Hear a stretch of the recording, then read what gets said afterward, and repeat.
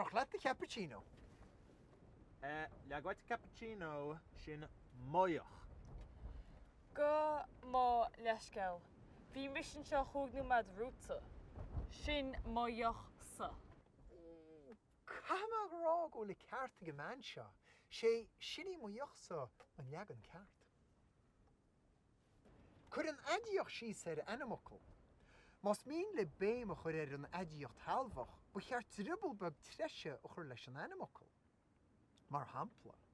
Cur dribble leis an wokal deach le béim a chur an hAidiachtaí mo. Sinní moiachsa. Tan fokal deach lehan, mar sin curtar an dribble S.A. sa leagan treshe. Tan fokal café coil, mar sin curtar S.E. sa leagan treshe. Cuil is lehan le lehan. Ach, a barista, os a kaint an hAidiachtaí mud. Beta cudúlam leis na rialacha bhaine le cáilín agus le bochail. Tuigim go séimhí tar contan taréis mo agus do, mar hampla mochóta do chóta.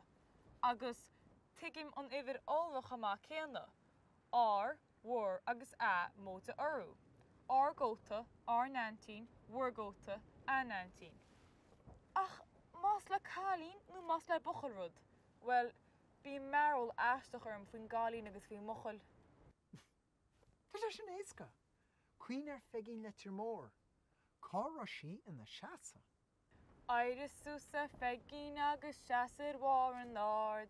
Cúra do chud bolan agus fecha bhfuilte dan. Oh, bhí siad war an ard. Manam go rá. Bhí pegin in na seasa in na héanaar war an ard. Cuoin seo.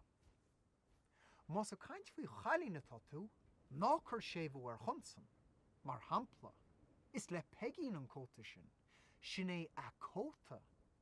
Ach mas a caint faoi bhuachail atá tú, chur sé bhar chunsan, is le padar an cóta sin é a chóta. Oh, tuigim. Sin é a cóta, tá sin na cúnaí, tá sin na colla. Ach, sin é a chóta, tá sin na cúnaí, tá sin na colla. Sin é. As seo mach, níor tá cuoinú gúil pegin a seasa ina héanaar war an ard. Cuoinú gúil an ivid uha, mo, do agus a, híomh na gcuithe go ard. Agus gúil an ivid olra, war agus a, híomh an asca. So, ní leanan pegin na gnárialacha san ivid uha, ach ní bhaineann si leis an ivid olrach an erid. Sinna fá gúil si ina seasa, ina héanaar war an ard. Ach, mád leis na gotaí. Úta seo ceartúil.